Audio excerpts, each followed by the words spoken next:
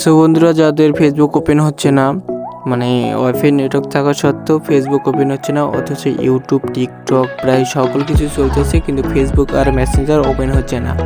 তো তাদের জন্য সহজ সমাধান নিয়ে আমি চলে এসেছি। তারা একটু কষ্ট করে প্লে স্টোরে যাবেন। প্লে স্টোরে গিয়ে সার্চ অপশনে সার্চ করবেন 111। এই 111 নামে যে ভিপিএনটি দেখতে পাচ্ছেন, এই ভিপিএনটি সবাই ডাউনলোড করে নেবেন। আমার ডাউনলোড করা আছে, আমি শুধু ওপেন করে দিলাম। ওপেন করার পরে ভিপিএনটি চালু করে দেবেন। ভিপিএনটি চালু হতে জাস্ট অল্প কিছু সময় লাগবে। তারপরে ফেসবুকে ঢুকে ট্রাই করে দেখবেন, ফেসবুক অবশ্যই চলবে। দেখতেই পারেন আমার কিন্তু ফেসবুক ওপেন হয়ে গেছে। এখানে সব কিছু চলবে, ভিডিও, মেসেঞ্জার, প্রায় সব কিছু চলবে। সবারই কিন্তু নেট চালাতে অনেক সমস্যা হচ্ছে, কারণ নেট অনেক স্লো।